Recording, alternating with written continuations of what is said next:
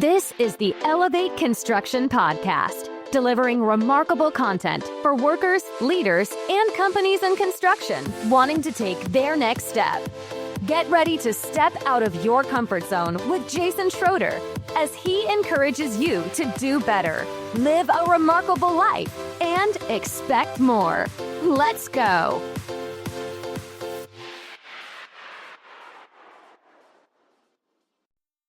Welcome to the Elevate Construction Podcast, where we talk you into loving meetings. My name is Jason Schroeder, and today's podcast is about running effective meetings. This is episode number 7 of a series of podcasts that talk about winning teams. Please share this podcast with anyone who hates meetings. So why would you want to listen today? Do you hate meetings? Are your meetings ineffective? Are they boring? Do they take too much time? Do you ask yourself, why would I be in meetings when I can be out doing the work? I can't spend all of my time in meetings. If any of these things sound familiar to you, then you're going to probably hate and then love this podcast once you get done with it, because by the time you're done, I can guarantee you're going to love meetings. So here's a quote. The hard truth is bad meetings almost always lead to bad decisions, which is the best recipe for mediocrity. So let me tell you a story. So when we were running the research laboratory and we had read the book, Death by Meeting, we decided to create a weekly meeting system that would support all of our long-term first planner meetings, the ones that plan the entire project and do all of the preparation and pre-construction. We would also have our procurement meetings, our team meetings, and everything tie into a system that also tied into our last planner system, where we had our weekly work planning meeting, or what I call, after reading this book, quite frankly, the trade partner weekly tactical. And then it led into the afternoon foreman huddle, and then the morning worker huddles, then the crew preparation huddles in the morning. So we created a meeting system that would scale communication from its first inception with the first planners to the last planners, then all the way to the workers, so that everybody, saw as a group, knew as a group, and acted as a group, so that everybody was on the same page, so that we could get everybody heading in the same direction. So we created that meeting system, and where we were located down in Tucson, we got a lot of pushback. And Jake Smaley, one of my good friends, always talks about this story of the hardware and door installer. And this guy, the owner of the company is fantastic. I love this guy, but the installer was just a jerk. This guy was so mean. He would make fun of us. He wouldn't wear his PPE until we told him he needed to go home. He would cause a lot of drama. He would, cuss at us. He was just garbage. This guy was horrible. And Jake and I really wanted to win him over because, a good door and hardware guy is, priceless. So we said, all right, if you come to these foreman huddles and if you partake of the information there, and if you share and you ask us what you need and you coordinate, then we'll give you another chance. And he came into the meeting, kind of pouted, folded his arms back in the corner of the room. But after a while, he really got the vision of these meetings and started to speak up and said, hey, I need this, and please have these doors out ahead of me. And hey, I need that frame fixed. And he started to get into a system that created flow for him, flow and efficiency for him, flow efficiency actually, and started making money, started speaking up, started kidding around with us, started joking, really enjoyed the way the project was run. And now I checked back with Jake Smaley just the other day, and this same guy is doing doors and hardware at the hospital where Jake's working, and this guy's fantastic. He'll do anything you want him to do. He's won over. He's bought off on the meetings. It just really works well. So one time when Jake was out hunting with the owner of the company, they were going to stop on the side of the road for something I can't remember. And the owner was like, hey, Jake, do you want to come have a meeting? Should we have a meeting about what we're going to discuss in the meeting when we pull over? Should we meet before we actually pull over so we know what we're pulling over about? And he was just teasing him. And basically everyone kind of made it this joke, but at the end of the day, they will still say, that project was one of the best projects that they had for making money, for flow efficiency, for everything. that they needed as a company to succeed. And they did buy off on the meetings, but it really gives kind of a good joke for everyone to tease Jake about, and me, quite frankly. And, anybody who's able to do that, how can that be a bad thing? So meetings worked. We were able to get everybody what they needed. Even the toughest guys and gals on the job ended up buying in. And now everybody has something they can tease us about. So it was fantastic. So that's my opening story. So let me go through the principles that are covered in a book called Death by Meeting. Now, if you think that this book is going to prove that people die because they're in meetings, or if you think that this book is going to tell us that we need less meetings or that meetings are bad, you are dead wrong. We are on the wrong track here, because this book will convince you that you have always loved meetings, that you love meetings right now, and you'll continue to love meetings. Okay? And not meetings for the sake of having meetings, but good, wonderful meetings. So the book covers, in story form, an adventure of a guy that learns how meetings can be run to be effective. And so here are the different meetings that the book recommends. And I've personally adopted this terminology for meetings on the project site, but this is what they recommend to be effective. So the daily check-in, 5 or 10 minutes. The purpose is to connect informally around any relevant administrative items for the day. And the keys to success are: don't sit down, keep it administrative, don't cancel even when some people can't be there. Then you have the tactical staff meeting. I call them weekly team tacticals, right? I'd rather use the word team, but in the book they say tactical staff. Time, 45 to 90 minutes. And the purpose is to review the scorecard and resolve critical tactical obstacles and issues. The keys to success are: don't set the agenda until after initial reporting and postpone strategic discussions. And then there's the meeting, the ad-hoc topical. This is a 2 to 4 hour meeting. The purpose is to discuss, analyze, brainstorm, and decide upon a critical issue affecting long-term success. The keys to success for this meeting are: focus on a specific topic, prepare in advance, fully embrace conflict.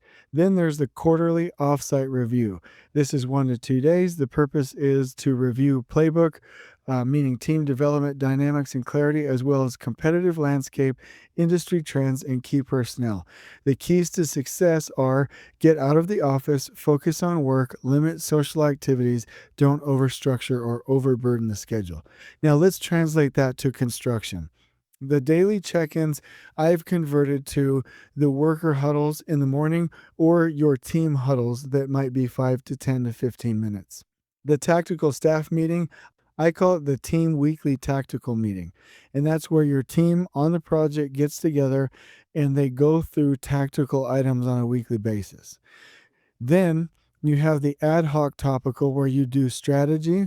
And what I would consider that to be is where you have the PM and the project superintendent, the director, or the executive, and they go and they talk about long-term strategy, or any of those meetings that steer the direction of the entire project as a whole, involving the key leadership.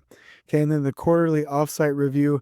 This is mostly for businesses, in my opinion, mostly for leadership teams and businesses, but for construction, you can also do this as leadership. So what would these 4 meetings do for us in construction, you might ask? Well, let me tell you.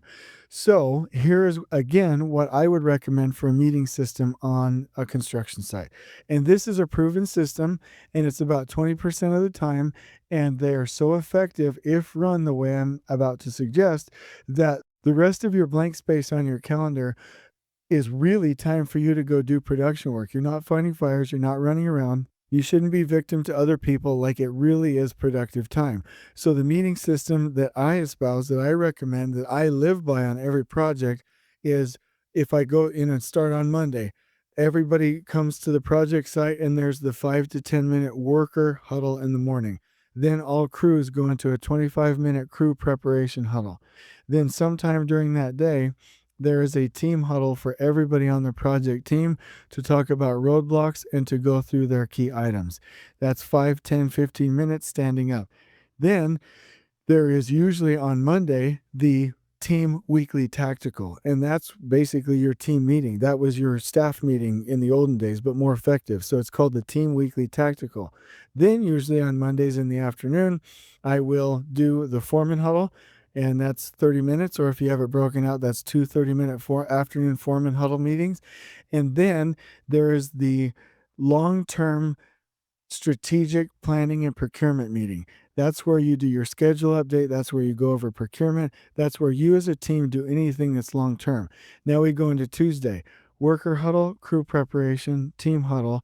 And in the afternoon, instead of the afternoon foreman huddle, I'll have the trade partner weekly tactical meeting. And that's where we do the last planner system. That's where we create the weekly work plan. And then let's go into Wednesday. You start the day with the worker huddle, the 25-minute crew preparation huddle. You might have your BIM coordination meeting. You might have your OAC somewhere in there. But basically, you get to the afternoon again, or after you do your team huddle in the morning, then you have your afternoon foreman huddle. Then Thursday, worker huddle, crew preparation, afternoon foreman huddle. Friday, worker huddle, crew preparation, then afternoon foreman huddle to plan the next Monday. Now that is the meeting system. It seems like a lot, but here's how the system works. You scale communication from the team weekly tactical meeting to the long-term strategic planning and procurement meeting to the trade partner weekly tactical to the foreman huddle to the worker huddle. And then those crews are able to prepare. So every day it's foreman huddle plan the next day, communicate it in the worker huddle, then the crew's able to set up, then any roadblocks from the trades get dealt with in the team huddle in the morning. Then the foreman huddle plans the next day, then the workers are communicated with, then the crew prepares, and then you deal with roadblocks again in the team huddle. It's a cycle to scale communication. Now that sounds like a lot of meetings. I can give you these graphics on my website. I can send them to you if you reach out to me on LinkedIn, but literally it's about 20% of the week. Not everybody has to be in the meeting. You divide and conquer, and that 20% yields an 80% of blank space that's absolutely phenomenal. People that do not do this, meaning they have 5% of the week in meetings, or let's say 3%, will spend about 40 to 50%, on foot time, meaning out there beating the ground, answering questions, coordinating chaos, and getting things done in, twice or three times or four times as long as they could have done in an effective meeting. So if you ever need that guide, please let me know. So I'm going to go to the PDF here really quickly for Death by Meeting from the table group and explain just a couple of things. So there are ways to improve our meetings. The first step in transforming meetings is to understand why are they so bad. There are two basic problems. First, meetings lack drama, which means they are boring. Second, most meetings lack context and purpose. They are a confusing mix of administrative items, tactics, strategy, and they review all of these random things, which creates unfocused, meandering, and seemingly endless conferences with little resolution or clarity. And I might add, just as a side note, that's why people bring their laptops, they do work, they're not paying attention, they're late, they hate these meetings. So the key to making meetings more engaging is drama. That lies in identifying and nurturing the natural level of conflict that should exist. One of the best places to learn how to do this is Hollywood. Directors and screenwriters learned long ago that movies need conflict to hold the interest of their audience, and viewers need to believe that there are high stakes on the line, and they need to feel the tension that the characters feel, and they need to feel that within the first 10 minutes.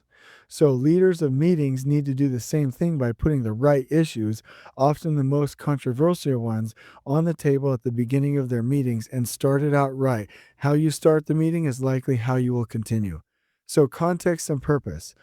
Unfortunately, no amount of drama will matter if leaders don't create the right context for their meetings and make it clear to team members why the meeting is taking place and what is expected of them. To create context, leaders must differentiate between different types of meetings. Too often, however, they throw every possible conversation into one long staff meeting. This creates confusion and frustration among team members who struggle to shift back and forth between tactical and strategic conversations with little or no resolution of issues. So here's one other thing that I want to mention to you is the commitment. One of the keys to making this four-pronged meeting structure work, or if you're in construction doing what I'm suggesting, it's 1, 2, 3, 4, 5, this five-pronged meeting system work. And if you add in the crew preparation, that's 6, right? The way to make that six-pronged meeting structure work is to overcome the most common objection of any leader. And that is, how am I going to get my work done if I'm spending all of my time in meetings? There are two ways to answer this. First, adding up all the time that these meetings require amounts to approximately 20% of your time. Ironically, most leaders spend even more time on meetings anyway, particularly if they factor in sneaker time, which accounts for the hours of sending email, leaving voicemail, and roaming the halls or the project site to clarify issues that should have been made clear during a meeting in the first place. Second, leaders need to ask themselves a basic question. What is more important than meetings? If they say sales or email or product design, then maybe they should reconsider their roles as leaders and go back to an individual contributor position. If you think about it, a leader who hates meetings is a lot like a surgeon who hates operating on people or a conductor who hates concerts. Meetings are what leaders do, and the solution to bad meetings is not to eliminate them, but rather the transformation of them into meaningful, engaging, and relevant activities. Now, what's funny about this for me, and I'm not using this as a bragging moment, this is just something that I noticed, is that I have always loved and appreciated effective meetings even before I read this book. And so when I read it, I was like, oh my gosh, they're going to tell me that we don't belong having meetings. What's going to happen to my world? And then I read it and I was like, yes, like this is exactly what we need, because effective meetings get so much more done. I mean, think about it. All the rave nowadays is lean and integrated project delivery and integrated systems, integrated communication, integrated technology, integrated teams, integrated locations, everything integrated. And how are we going to go be integrated if we're not integrated? If we're separated, we don't have good meetings, and we're always doing that sneaker time trying to talk to people one-on-one and wasting time when we could have done something in an effective meeting. So here, let me talk to you about some of the things that I have noticed. So when we're talking about meetings, the key for me is to have leading indicators and not to only focus on lagging indicators. This is what I mean. And for all of you lean gurus out there, don't shoot me for saying this, but this is my best example. So percent plan complete, percent promises complete. That is a lagging indicator that will tell you what your most common problems are, your most common root causes are for not making commitments, so that you can go make a change. I love it. It's great. A leading indicator system is roadblock removal, fanatical roadblock removal on a daily basis, so that you can clear the work and make it ready and increase the flow efficiency for anything you're doing on the project site. So I always recommend, before you ever go get a PPC tracking system, go get a roadblock removal system first, because it's a leading indicator. We will win the war faster by doing that first and focusing there first. The same thing with meetings. How often do we just look at like safety? How badly did we did? How many inspections do we do? Instead of doing that in meetings, what if we talked about the work coming up and job hazard analyses that we need, or activity hazard analyses that we need, JHAs, AHAs that we need for the work? What if we discussed those critical topics at meetings? What if we coordinated safety managers to be there to help us? What if we did leading indicator things instead of always just looking at numbers, always looking at lagging indicators, right? Instead of just, talking about quality and, oh, we failed that inspection, we did that, and we did that. Why not talk about in our meetings how to not fail the inspection in the first place, how to get it through the system appropriately so that we can go win with that quality? Who's going to do the inspection? Who's going to do the first in place? Who's going to review it with the crew? Who's going to go out there and do the inspection on our project management tool? Why not talk about leading indicator items? So that's the first thing for me. Agendas. We should always have a nicely done agenda with the key topics. Now, if that agenda gets stagnant, then we are in trouble. So that's why I say you need to have good agendas. You need to also have a lightning round, which is talked about in Death by Meeting, positive shout outs, and plus deltas. So here's what I'm talking about. If you have remarkable agendas, And let me just say this, you have those agendas in a project management tool or on OneNote or somewhere where throughout the week, as soon as you have a topic that you don't write on your to-do list or you don't delegate out, but you're like, oh, I want to cover that in that meeting, you should be able to quickly put it in that agenda. Oh, I want to cover this in my trade partner weekly tactical. Let me go ahead and put it in the agenda. Oh, I want that to be on Thursday's foreman huddle. Okay, put it in the agenda. You have to have a quick way to get these agendas to be real time, updated, ready for you to go jamming. Let's do this. So, in any of your agendas, you will want to have a lightning round. That's where you go around and each person takes 30 to 60 seconds to give you bullet items, not a description. And don't go into the topic at the moment, but just bullet items. So, this is what this would look like. I would say, hey, Katie, what do you want to talk about today? And she would be like, okay, item A, I'd like to cover that. B, cover that. C, cover that. That's all I want to cover today. If we cover those, I'm good to go. Next person. And then the next person has 30 seconds to tell us what their bullet items are for the meeting for that day. And you go all the way around. And what happens with that is that the person leading the meeting is able to go through and triage those and make sure that we're covering the most critical items so that we can end on time. And if we don't cover everything, at least we covered the most critical ones. So that's the lightning round. I highly recommend it. I've also done some videos on YouTube about that. I highly recommend those. So also positive shout out. Start out in a positive way, even if you're going to engage in healthy conflict, and then do the plus delta. What things did the team like about the meeting and what things would we do differently, the delta? And if you can actually get some feedback on that, you can always continue to adjust the meeting agenda so that it's not stagnant, it's not worthless, it's not boring, it's not, irrelevant anymore. It's always fresh, ready to go, and the meetings evolve together. If you have a high performing team that does that, it can be amazing. So now I might not be very good at a lot of things, but I can run a jamming meeting. Anybody that knows me knows that I can run a meeting. And the way I do it is I show up prepared, I keep the meeting going and keep people's attention, and I make sure that every bit of content is relevant to everybody. So let me say that again. I'm always prepared. I keep everyone's attention and I make sure that everything that's going on is pertinent to everyone. So, keeping the meeting going. You might have to pick up the pace. You might have to adjust the conversation. You might have to sidebar certain topics. You might have to reorder the structure of when people present. Like, let me give you a for instance. If you have your door and hardware guy in there and he or she needs 5 or 10 minutes, why would you wait until an hour and a half discussion with the mechanical and electrical folks that are done to get to their topic? Structure them to the beginning and say, all right, we're going to cover this. Let's get through it. All right, anything for our door and hardware guy? Oh, no, we're good to go. All right, you can go. Thank you for sticking around. Let's get into the next part of the meeting.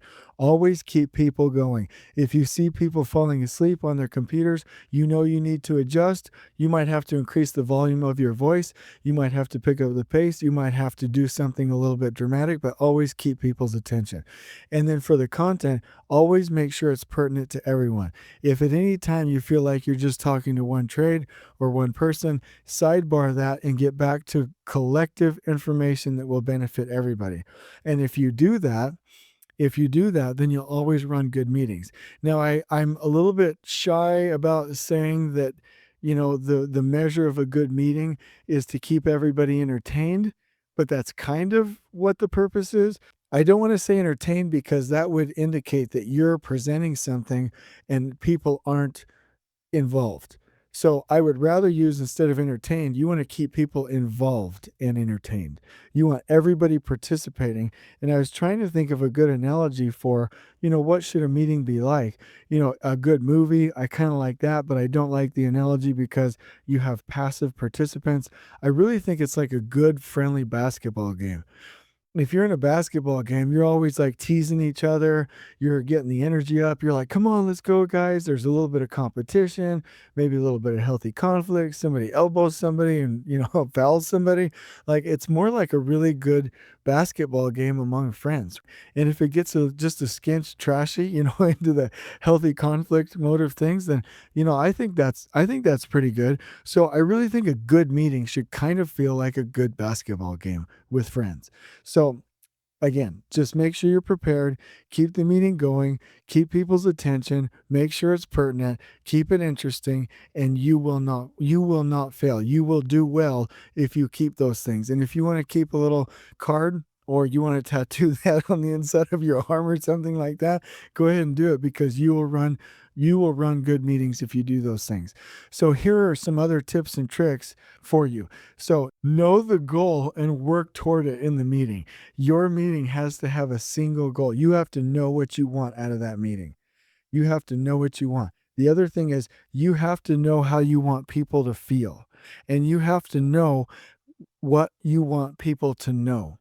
Because the purpose of a lean culture is to see as a group, know as a group, and act as a group. And so, as leaders on the project, you need to scale communication, scale that vision, scale that plan, scale anything that everyone needs to know so they can go out to the project site and act as one cohesive, coherent, on the same page group so that everybody can go out there and win. So, let me bring your mind to one last point before we end. If aliens, and I'm not saying aliens exist, but if aliens came down to the earth and human beings didn't exist and the only thing they found was your team meeting agenda, would they think that we were some of the most boring species in the universe? Would they see or know just by what we have on the agenda that we cared about people, that we coordinated team balance, that we cared about safety and quality? Or would they look at it and think, my goodness, this is the most basic, simple life form in the entire universe. I don't even understand what this document is. Like, what would your agenda say about what you and your team care about? So if you don't have a remarkable and beautiful agenda that focuses on those things, if I can't look at your agenda and know that you care about people, know that you care about workers, know that you care about safety as one of your top priorities, know that you have a system to manage leading indicators for quality, know that you have a system to be on top of all of the other aspects of the project, then what are we doing? Go adjust that team meeting agenda to be remarkable and go lead a great meeting. Because back to the podcast about the motive, leaders do the hard things. Leaders do things that nobody else can do or will do or want to do. Leaders enter the danger, they have hard conversations, they build their leadership team, right? They enter healthy conflict, they encourage healthy conflict, they make sure we run remarkable meetings, they take care of issues, they do the things that people typically don't want to do. So if you're a leader and you're listening to this podcast, you cannot, and I'm going to guilt you a little bit and I'm going to poke you a little bit. So here's my virtual audible poking. You cannot listen to this podcast and then go into crappy meetings anymore. You have to be like, hey, time out. Like, we're not ready. Can we postpone this? Or, hey, come on, guys, let's get the energy up. Or, hey, can I run this meeting next time? I have some ideas that I'd like to implement. You can't endure it and still like be happy with yourself because you know that meetings can be remarkable. So make sure that you keep all of those meetings interesting. Make sure people are prepared and do not waste people's time. I don't know if it's true or not, but I heard that in some parts of Japanese culture, if you go up to a person and you're not prepared to speak or your topic isn't ready and you're about to waste their time, that is considered being disrespectful and they will tell you to stop or that you're not ready and they will postpone it to a different time. So really, if you're going to go in there into a meeting and disrespect people's time by not being prepared, that says something about your leadership, my leadership, if we're willing to do that. Let's not do that. In fact, I went into kind of a fun little exercise for meetings. Typically if people, show up late or they're not ready or they're fumbling around with technology, I'll just kind of in a joking way, just get in a good mood and I'll start to look at the people that are around the table, assume what their hourly rate is, and I'll start calculating how much money we're spending for how long it took us to get the meeting started. And I'll be like, we just spent $83 getting this meeting set up. And it's kind of it's a fun way to get people to recognize that, look, we cannot disrespect each other's time. We have to have remarkable meetings. Okay. So from the agenda, would anyone else know what you cared about? Would anyone else know what you cared about? So, the current condition in our industry is that people hate meetings. People are late for meetings. They do busy work in meetings. In fact, I remember in the old staff meetings that I used to attend, I'd grab my computer and I'm like, woohoo, this is the only time I've had all week to go through emails. And because it was just so boring and not pertinent to what I was doing, that I started doing that work. And that is disrespectful, so I apologize. But I don't do that anymore. And meetings nowadays, they're still just not effective and people are wasting time. And there isn't a purpose, there is no drama, there is no context, there is no pace, it's not interesting, and they're usually not prepared. So the solution is, and I please invite you to learn about running great meetings. Read the book Death by Meeting. Reach out to me for the weekly meeting system. Reach out to me about the specific agendas for any of the meetings and go try them, go experiment with them. And I did one time tell you that if I had to recommend any of the books to actually have you read them, of all of the ones that I've given you, there are a couple that I would strongly encourage you to read. One is The Truth About Employee Engagement, or The 3 Signs of a Miserable Job. The other one would include Death by Meeting. This is absolutely fantastic because how much time could we optimize by having great meetings? Now, as a leader, here's another solution for you. You can't endure bad meetings anymore. You need to go be that leader and make sure that you have remarkable meetings and make it like an interesting and fun and high energy basketball game with friends. If you do that, then you will be successful. So again, tips and tricks. Think about, how do you want people to feel when they leave that meeting? What do you want people to know? What momentum do you want? And what kind of energy do you want from that meeting? And if you keep those the focuses, then you will always be on track. So the vision for this is honestly that you're able to run effective meetings and not have to go out and manage the project during your blank space, that you do get production time, that you maybe have 1 or 2 no meeting days throughout the week, except for your field meetings for your craft, and you get lots of good production time, that everyone is heading in the same direction, that everyone is just doing what the project plan is. They're following the plan. They know what the plan is. They know how to react. They have plan A, B, C, or D, and they don't need you to babysit them to overcome and react, and they're more productive, they accomplish more things, and the project is on schedule and under budget, built in a safe and a quality manner. That is the vision. You will go home on time more often. You will have more time for production work. You will be more successful. You will be happier in your role. Your trade partners will make more money. Everyone will be happier. There will be higher morale. Literally, this is like a magic trick.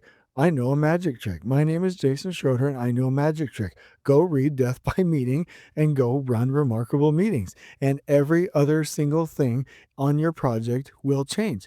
And if you are just kind of grumpy about this and you're like, I don't know, I still hate meetings, I love you. Like, I want to connect with you. Go do this. Like, try it for a month. I promise you I'll prove you wrong. Like, I'm just kidding with you, but like, you will love meetings if you do this because they will save you so much time.